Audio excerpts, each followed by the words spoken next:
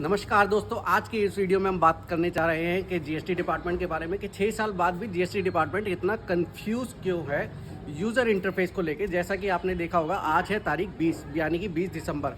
कल 19 दिसंबर तक यानी कि पर्सनली मेरे अकॉर्डिंग कल तक दिल्ली के अकॉर्डिंग अगर हम जीएसटी को लॉगिन कर रहे थे तो एक ओटीपी के थ्रू लॉगिन हो रहा था, यानी कि आप अपना पासवर्ड भी डालेंगे प्लस उसके बाद एक ओटीपी भी डालेंगे। हालांकि ये ट्रायल रन बेस पे था, जो यानी कि आज 20 दिसंबर से मुझे ऐसा लग रहा है कि हट गया है, क्योंकि जब मैंने अभी ट्रायल लॉगिन करके देखा था तो उसमें ओटीपी नहीं आ रहा था। तो इस बारे में मैं ये कहना चाहूँगा कि यूज़र इंटरफेस को लेके जीएसटी डिपार्टमेंट को या किसी भी अथॉरिटी को इतना ज़्यादा डीपली नहीं जाना चाहिए कि वो यूज़र के बारे में इस तरीके की राय बनाए या नियम बनाए। एग्जाम्पल के तौर पर अगर वो लॉगिन करना है, किसी यूज़र को लॉगिन करना है, तो उसकी परमिशन वो यूज़र खुद डिसाइड करे। एग्जाम्पल के तौर पर कुछ टाइम पहले तक जीएसटी में अगर आप सर्च करते थे तो उसकी सर्च हिस्ट्री में उसकी मेल आईडी और मोबाइल नंबर भी दिखता था। तो ये कुछ पर्सनल इन्फॉर्मेशन है जो कि यूज़र को तय करनी चाहिए कि वो मुझे करनी है कि नहीं करनी। एग्जाम्पल के तौर पर मेरे बैंक में अगर मैं लॉगिन करता हूँ तो उसमें ओटीपी के थ्रू लॉगिन होता है, जिसमें कि मुझे कोई दिक्कत नहीं है, क्योंकि बैंक एक बड़ी ही पर्सनल चीज़ है। वो ना मेरे सीए को पता होती, ना मेरे अकाउंटेंट को पता होती, या ना किसी और को पता होती। जबकि जीएसटी एक बड़ी इतनी पर्सनल चीज़ नहीं है, यानी कि हो सकता है वो मेरे सीए को पता हो सकता है वो मेरे अकाउंटेंट को पता हो, या हो सकता है वो मेरे ट्रांसपोर्टर को पता हो।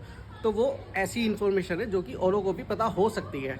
तो बाय फोर्स कर देना कि आप ओटीपी के थ्रू लॉगिन करेंगे, ये थोड़ा सा आई थिंक कैड़ा डिसीजन है, लेकिन फिर भी एक अच्छा डिसीजन है। लेकिन ये यूज़र डिसाइड करे कि उसे ओटीपी के थ्रू लॉगिन करना है कि नहीं करना है, उसे अपनी मेल आईडी दिखानी है कि नहीं दिखानी है पब्लिकली, उसे मोबाइल नंबर दिखाना है कि नहीं दिखाना है। जैसे कि एग्जांपल के तौर पर अगर मैं मेरी बात करूँ तो मेरे बिजनेस में मैं चाहता हूँ कि जब कोई मेरा जीएसटी नंबर सर्च करे तो उसको जो बेसिक इन्फॉर्मेशन दिखाई दे रही है उसके अंदर मेरा मेल आईडी भी दिखाई दे जाए और मेरा मोबाइल नंबर भी दिखाई दे जाए, ताकि वो मुझसे कांटेक्ट कर सके। पर वो बाय डिफ़ॉल्ट अब हट चुका है, यानी कि अगर कोई मेरा जीएसटी नंबर डालेगा भी तब भी उसे मेरी मेल आईडी और मेरा मोबाइल नंबर नहीं दिखाई देगा, जबकि मैं चाहता हूँ। तो ये सारी पर्सनल इन्फॉर्मेशन जो है यूज़र खुद डिसाइड करे कि उसे क्या दिखाना है क्या नहीं दिखाना है। मान लीजिए मैं अपनी वेबसाइट दिखाना चाहता हूँ, अपना ऑफिस की फ़ोटो दिखाना चाहता हूँ या ऑफिस की लोकेशन दिखाना चाहता हूँ, तो ये सब एक यूज़र ही डिसाइड करे। वहाँ पे एक ऐसा ऑप्शन होना चाहिए कि आप क्या क्या चाहते हैं, पब्लिकली जो विजिबल हो या पब्लिकली विजिबल ना हो। हाँ, एक बात ज़रूर है कि इसमें एक मेल आईडी ज़रूर होनी चाहिए जो कि कंपलसरी है कि आपको दिखानी है।